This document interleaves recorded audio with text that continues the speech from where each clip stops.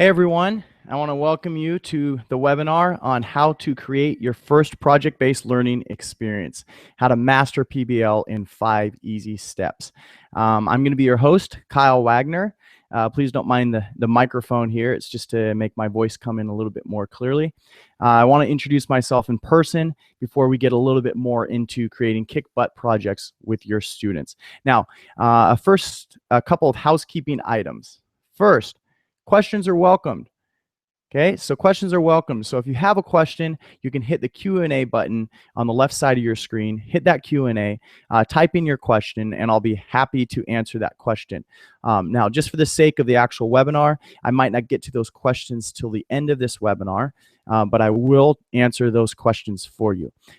So just hit the Q&A button and type your question in, and I will try to answer those questions and make this an easy process for you. So questions are welcomed. Second, please stick around until the end.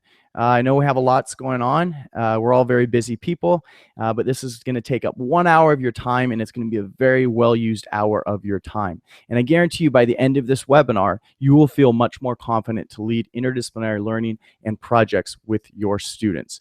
Okay, so stick around to the end because then there's going to be some follow-up for you to continue your learning on interdisciplinary project-based learning. Third, don't worry if you miss anything. Okay, if you're missing anything, if you're trying to fiddle around and you can't figure out Google Hangouts, I know there's a bit of a learning curve involved, then please don't worry, because I'm going to broadcast this whole session. It's going to be live on YouTube as well as on my personal webpage on www.transformschool.com, so you can get the whole broadcast in case you miss anything. So don't worry about that. Fourth, keep an open mind. Okay, we're all learning together. I've been doing project-based learning for the last 12 years, and I know some things, but there's definitely a lot that I have left to learn, and I think that applies to all of us as educators. I know that you came on to this broadcast because you have an open mind, so keep an open mind because that's going to help you to learn the most, and it'll help us impact students. Finally, have fun. Okay, I'm hoping this is going to be very engaging for everybody. You're not going to see me much. This is just the beginning of the webinar where you'll see me. The rest of it is going to be really engaging content. So treat it like a learner and engage and have fun. And then finally, if you have that handout, I sent a handout to everyone who's viewing this webinar via an email. That will help guide you along. You might want to fill that handout as we go, or take notes somewhere else, because that'll help you interact with me as we go. And with no further ado, we are going to start this presentation. Now I'm going to screen share. I'm going to say bye to everybody, and we're going to get to the PowerPoint that I have created, and that is going to be how to create kick-butt interdisciplinary projects with your students in 5 simple steps. Okay, so before we actually get into that, while still covering the standards, by the way, I think most people will be happy to know that you will be able to cover standards and skills in a very rigorous fashion. You're in the right place, okay? Everybody here is in the right place, and it doesn't matter your experience with project-based learning. First, you're in the right place if you've ran interdisciplinary projects with students in the past. If you've run interdisciplinary projects with students in the past and you want to just improve, this is the right place for you. Perhaps you've attempted to run interdisciplinary projects, but they went horribly wrong. Everybody's been in that boat. I've been in that boat, certainly. And I think everybody who's viewing this knows what that's like, to have a project, have a great idea for something, and it went horribly wrong. And maybe you're here because you want to learn how to remedy that. Third, maybe you've never run an interdisciplinary project, but you want to try. Okay, you've never run an interdisciplinary project, but you want to try. You heard project-based learning can transform student learning, and it's what the 21st century is all about, and you want to try. So fourth, if you don't even know what an interdisciplinary project is, that word for you is even hard to pronounce, that's okay. You're in the right place, because we're going to give you a brief background and overview of what an interdisciplinary project is before really launching in. Okay, so let's get straight into it and first give you a little background about who I am. Who is this guy right here playing on the piano? My name again is Kyle Wagner. I have 12 years experience with project-based learning, but I want to give you a little bit more of some detailed information about my experience. Okay. So I've been an innovative educator for over 12 years in many different systems. I have experience in MYP, IB, project-based learning, and Common Core. So I have experience with lots of different curriculums, and in all these curriculums using project-based learning as the main medium of delivery. I'm a former project-based learning humanities teacher at the very, very innovative, one of the very first wall-to-wall project-based learning schools at High Tech High. Okay, you might have heard of High Tech High. We'll talk a little bit more about High Tech High later, but it is very immersed in project-based learning and a front runner. Finally, a creator of Futures Academy at the International School of Beijing. This is, again, a wall-to-wall project-based learning environment that uses interdisciplinary projects, as a main medium of delivery for students and teaching the standards. And it's a school within a school, designed to be the innovative wing and to do what the future of learning looks like at the International School of Beijing. Finally, I'm the author of Power of Simple. We're going to talk a little bit later about that because really it's about making this as simple a process for you. And I'm all about simplicity. And I believe education has been something that's been complex for a long time, but really in today's age, we can simplify it. And I've authored a book that's got great reviews and got a lot of attention from educators around trying to make things simple for students. Okay, so that's a little bit background of myself. And more importantly, really, here's what you'll learn. Okay, and it's probably why you came. First, why are interdisciplinary projects the #1 way to transform student learning in your classroom? I know how most teachers are. You want the buy-in. You want to know this is going to transform student learning at the end of the day. And that's what you're going to learn. 2, how do you use interdisciplinary projects to better engage your students in the real world? You're going to learn how these projects will help your students connect with work that's important and serves value in the real world. Third, how to use these projects as the #1 way to teach content-specific standards. Okay? Besides what you've heard in the past about standards exist and then project-based learning exists as a dessert or as an appetizer for the more important learning, those two actually go together. And we're going to teach you how to do your standards in a project-based setting. And finally, the 5 simple steps for starting these projects with your students. My hope is that after watching this webinar, you will at least have the foundation to be able to start these projects with students at the beginning of the 2016-2017 school year. Okay, so that's what you're going to learn. Now, let's go back to what an interdisciplinary project is. For some of you who don't even know what an interdisciplinary project is, I've got a definition for you. This is borrowed a little bit from Edutopia, and the definition is it's a project that uses real-world problems or challenges, and it helps students acquire deeper knowledge and skills across multiple subjects. In other words, it's really the learning method that's best suited for a rapidly evolving and changing 21st century. So instead of students having a math class, a humanities class, and a science class, interdisciplinary learning is basically where students are learning all that content through a project. And that's a way that they get at this content. So that's what an interdisciplinary project is. And we're really going to be going into some examples of these so you can create these with your students yourself. So let's go back to the beginning. Okay, and this might be where you are now, but this is where I was at 24 years old. Okay, and maybe you can relate to this experience. This is me in one of my first classrooms at High Tech Middle Media Arts. As you can see, there's a lot of color in the room, a lot of color in my outfit, pretty colorful person, and pretty optimistic, and that's exactly how I felt when I started my teaching journey. Bushy-tailed, very idealistic, a bit naive, and we're going to get into that naivety in a second. But I had this vision that at this particular school, it's wall-to-wall project-based learning, I was going to be a big hit.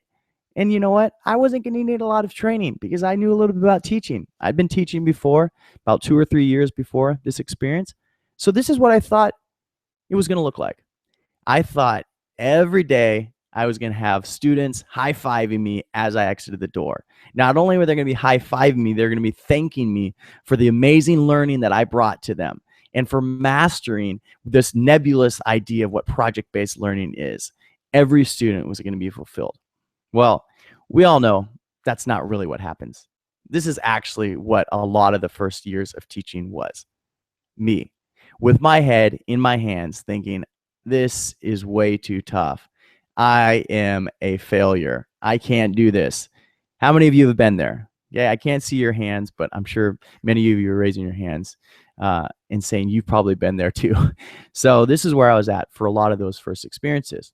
But, like many of you, I was determined and committed. So, I was determined not to make learning this big intertangled mess, but it was hard. We had a lot of expectations. We had to assess students and assess students in different ways. We had to teach our standards, right? The California content standards is where I first started teaching, and there's a lot of standards I had to teach. We had to differentiate for students based on their individual needs. It was hard for me to even create a lesson, let alone differentiate. And then also, we were supposed to immerse students in real world experiences. So it was a lot. And this is kind of what it looked like in my first years of teaching. It was a big jumbled mess. Yeah, I did a little of this, a little of this, a little of this, and a little of this of experience. But really, it was a lot of a big mess. So like many of you probably, I tried. I wanted to get better. I observed master teachers. I was at a wall-to-wall PBL school, so I decided I was going to observe the people who did this best. I observed. Not only did I observe, it helped me with my planning. I planned a lot more detailed lessons about how students were going to reach these goals. I even got my master's degree in project-based learning from High Tech High. You think with a master's degree in project-based learning, you have this stuff nailed. I read books. And guess what? It helped. Some of it worked. This is a project we led with students where they shared their third culture identities. A lot of these were international students, and they shared these by creating their own iBooks. Really powerful. But to be honest, some of it worked, but most of the time, I still have my head buried in my hands. And I thought to myself, why is this happening? I am learning. I want to learn. I'm excited about this. I'm enthusiastic. I believe it's the way to transform learning. But most of the time, I still have my head in my hands. So I thought, you know what? I'm going to get a different environment. Maybe there's other things that are out there and other ways to teach interdisciplinary projects. So I bought a one-way ticket. And now you're probably thinking, I bought a one-way ticket to the place where interdisciplinary learning is part of the mantra of that school. I went to China, right? So probably not many of you thinking you'd find that in China. But in fact, I did. I was part of a program that used interdisciplinary learning through the arts. I have a music background, as you probably saw from the beginning with me and the piano. And so here's me leading music and leading me teaching English through music. Now this is connected to drama, to games, to art, to stories. These Chinese kids would put together performance in English, a fully immersive experience by the end of the week. And it was really powerful. And we had some successes. And so that got me thinking.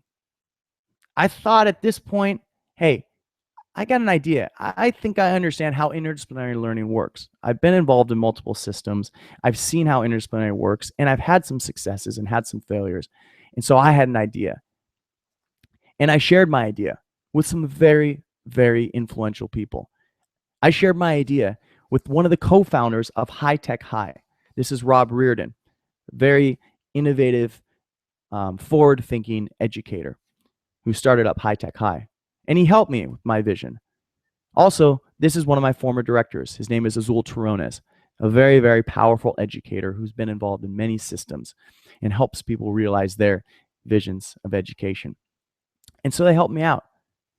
And then I tried to find a school that would endorse this way of learning. They would endorse interdisciplinary learning in this simple method. And I found one, the International School of Beijing. So I packed up my stuff. I was in the south of China and moved over to Beijing, where I was going to run a school within a school and develop this future model of learning that used interdisciplinary projects as the #1 way to deliver learning. And so we started a program called Futures Academy. Futures Academy, again, is a school within a school that uses interdisciplinary projects as the main medium of instruction, where 3 facilitators, all with different subject specific expertise would work together to deliver this integrated project-based learning. These are students creating their own aquaponic systems as a response to the food crisis that was imminent in Beijing. This is a student who created a line-following robot in an exploration of what artificial intelligence might look like in the future and showing it off to his friend. This is a student who built her own bamboo bicycle in response to the pollution problem in Beijing and worked with a master craftsman. And finally, this is a student who designed and created her own lipstick to help limit the toxic dyes that are found in most lipsticks from polluting the water. Needless to say, the program was very successful. And here's some of the successes that we experienced in a very short time. After the first year of its implementation, we started it with only 24 students. It tripled in size after the first year. There was a waiting list to get in. And again, it revolved solely around 3 subject facilitators teaching around a project and all able to offer their expertise and work with kids in producing things of value in the real world. But I know what most of you are thinking. You're thinking, okay, just because it increased in size, there's a waiting list to get in. As a teacher, I'm held to standards. If it increases in size, that's great. But how do we know this learning is working? International school leaders from all over the world came to learn daily. Maybe that helps you out. But I'm sure what you want to see is, where is the data that this type of learning is working? And here's the data. After the first year, if some of you are familiar with the MAP test, it's an internal measurement that schools use, international schools use, to measure the growth of students and help ensure that they're on the right track. 60% of students, if they achieve growth, that's about the average. In the first year, 100%, every one of our students experienced growth in their MAP test on their skills in mathematics, in English and language arts. And guess what? We used interdisciplinary learning solely as a method of delivery. And that's what helped me to come up with these ideas, the power of simple.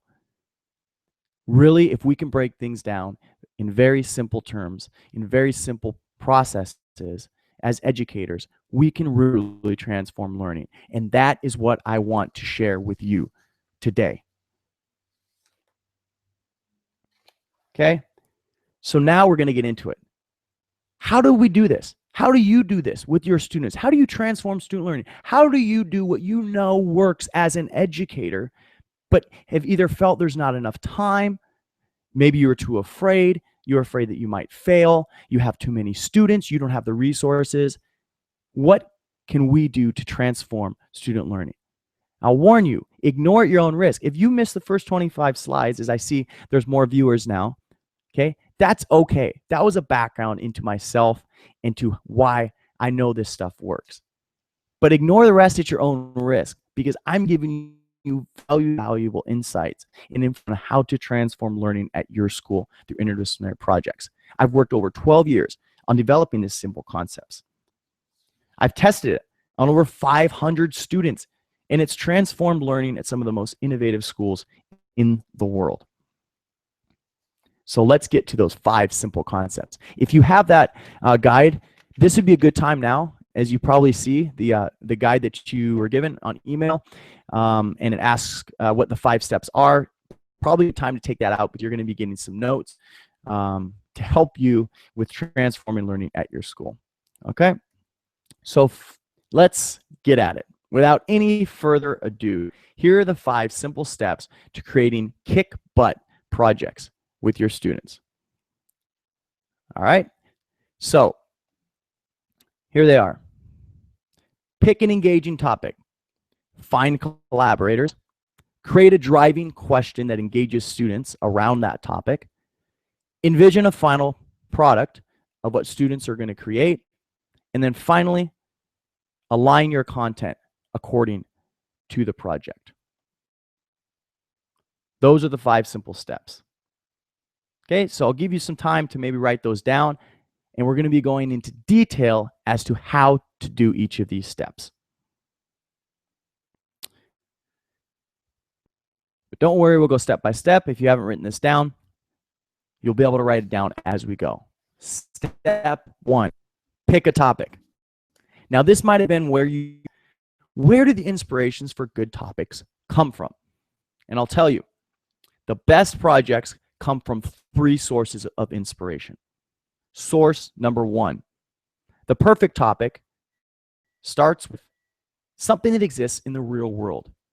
Is this a challenge or a problem in the real world? Perhaps it's the water quality. Perhaps it's immigrant rights if you live close to the border. Perhaps it's economics. Perhaps there's economics that are keeping people from making enough money to survive. Perhaps it's the degradation of the ocean because you live near the ocean. Okay, but what's a real world challenge that exists in your area? Second is curriculum. Hey, you have your standards and skills to cover. You might be working with the Common Core standards. You might be working with MYP standards. You might be working with more distinct standards that exist outside those 2 systems. The NGSS standards, whatever standards that you have is a good source. Third, what are you passionate about? What are kids passionate about? Is this something that's really going to engage students? So the best projects are the ones that intersect these 3. It gets into student passion and teacher passion. It's connected to the curriculum, and it's a real world challenge or problem. Next, after you think you have an idea, do some check-in with it. So I'll give you an example. We did the global food crisis. We live in Beijing, and actually there's a lot of people who have moved from the rural areas into the urban areas, and there's a real crisis in terms of how much food can be grown. And they say by year 2030, based off the current rate of consumption of food, that we will run out of food. This is certainly a real world challenge. It's certainly something that's really relevant to students, and it really is well connected to the curriculum. Okay, so this might be a topic that you choose. We chose the global food crisis as a team of 3 facilitators. Okay, now you might be working on this project alone, or you might work with a team. If your school's fortunate enough, or you're fortunate enough to be working with a team, it really works well with the team to do this learning because everyone has their own subject specific expertise. Second, you've picked your topic. You're excited about this topic. You know students are excited about this topic. You know it fits in your curriculum. But before you start planning, find out who knows about this stuff in the real world. Because if you go straight to your planning documents, chances are you're going to have a hard time connecting students to the real world. This needs to be brought about right at the beginning. Who knows about this stuff? So I'll give you an example.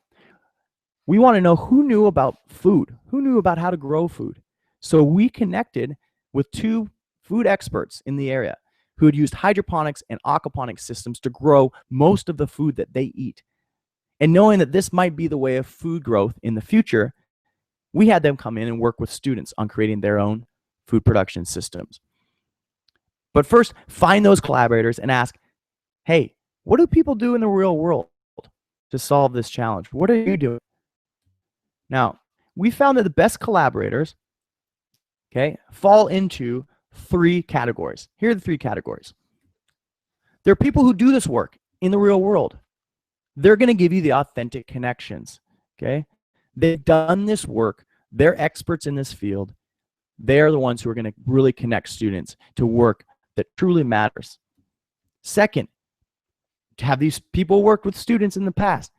We found in a lot of our planning that the presenters, the experts, the collaborators that know best are the ones who can work with students, who have experience working with them in the past. But you know what? Maybe they don't fall into that category. Maybe they do this work in the real world, but they haven't really worked with students, and they don't feel comfortable, and that's okay because they might know people. Okay? People like these people are well connected. Now, later on, we can get into how to actually find these collaborators, but I found networking events are great. There's always networking events in the community, and this is a chance to meet people who have different expertise in different areas. Okay? So you found your collaborators. You're excited about it. You've got your topic. You've got your collaborators. You've got the people in the real world who do this stuff. Now it's time to create your driving question. This is actually the hardest thing to do. But guess what? It's easier if you've done step 1 or 2 because you have people in the real world who've done this. You have your topic. You know it's well connected to the curriculum. Your driving question should be a little bit easier. How do you create a driving question? Okay. The best driving questions that you can ask that are going to help students directed to the learning that they're going to need. And here they are. What are the questions people in the real world are trying to answer regarding this topic? In relation to the global food crisis, what are people trying to find out? What's the best way to grow food? What's most sustainable? What has the best yield? What's easiest on the soil? Okay, these are type of questions that you might be thinking, depending on your topic. Do they inspire students? So some of us as teachers, we think of these great questions that are really connected to the curriculum, but do they inspire students? This is very important. Are they simple enough to understand, but complex enough to allow for deep inquiry-based learning? So when you write this question, does it allow for lots of deep learning? And is it simple enough for students to understand? So does it challenge them to know something they don't already know, but also at the same time gives them a foundation? And can be answered by a clear final product. Does this question direct students towards producing something that will answer this driving question? Now, you might be thinking to yourself, okay, this is all out there because I need to see an example. So I'm going to give you an example. When we looked at ours, we talked to enough experts to find out that this is the question people are trying to ask and answer. As members of a new society, how will you feed your population? And we chose members of a new society because constantly there are natural disasters. There are constantly people moving from the rural areas into the urban areas and the cities. So new communities are forming all the time. And the number one question they have to answer in relation to the food crisis is how will they feed their population? So students became members of a new society and had to figure out how they would feed their population. Does it inspire students? Yes, it really relates to them. They have to find out how to feed their population. They're members of a new society. It's all about them. Is it complex? Yes. What are members of a new society? What are the needs members of a new society have? What are ways to grow food? What are the climate in Beijing? Okay, so this is a question that will drive the learning. Now, once you have your question, you're not finished yet because you got to envision how are students going to answer this question. Okay, if you have very students, they need this direction. How might they answer this question? If you have middle-aged students, they'll need some direction and obviously some independence in answering this. If you have high school students, you can really set them loose, and there could be multiple ways to answer this question. But for our purposes, since most of you, this might be new for you, I'm going to give you a simple, concrete way to help you envision a final product. What will students create to answer the driving question? So our question was, how do you feed your society? And this is what students would create. A, they would create a method for food production. Are they going to farm? Are they going to use aquaponics? Are they going to use hydroponics? Are they going to use a combination of the two? How are they going to grow food? 2, what is a persuasive proposal that they will write to persuade their government that this is the best model for food production? Okay? Simple. You've got to think simple when you're thinking of what students will create. The temptation is to do this.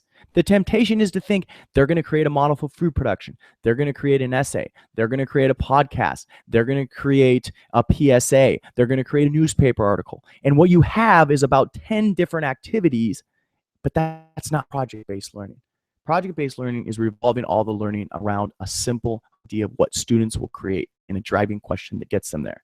Remember, it's about the power of simple here. So to start, think of a simple product that students will create to show that they learned all these things they need to know. Okay? So if this is confusing a little bit, I'm hoping to make it as simple as possible. This will become a lot more clear once you see how it all works together. Okay? So you've got your driving question. You've got your product that students will produce. You've got your topic. You've got your collaborators. And now the 5th step. This is what ties these things together. And I'm sure it's something you've all wanted to hear. That's great, Kyle, but how is this going to connect to my standards. I've got stuff to teach, and here's how. Remember when you picked that content, okay? Remember when you picked that topic, it was aligned to your curriculum. Now here's the time within the project to align your content. If you see this gap, this is the gap of the student and the journey that they're taking. This is the beginning of the project. Look at it on the left side. They're launching off of that cliff and trying to get to the final product. That's the other side of the cliff. They cannot make that jump alone. They need a lot of help. So that gap there are all the content, skills, and standards that you've got to teach to get them there. So what do students need to know to answer the question? In our case, we said, how do you feed your population as a new society? How do you feed your population? Okay, so here's what we had identified in the curriculum that we would be able to cover in this project. Okay, so this is the question you're going to answer. So what will students need to create this method for food production in the persuasive proposal? I want to emphasize interdisciplinary projects are rigorous, and you're going to see why in a second. There's a lot of words, okay, but I'll take you through it.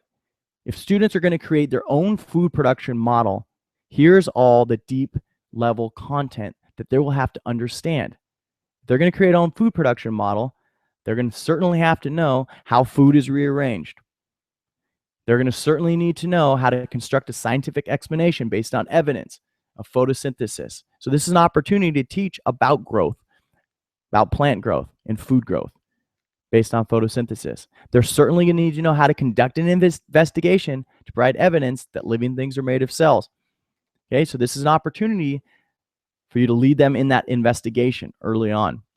And finally, they're definitely going to need to know how to analyze data and to form design solutions, to create a solution that meets the criteria for success. If they're going to actually build these food production models, they're definitely going to have to hit this standard.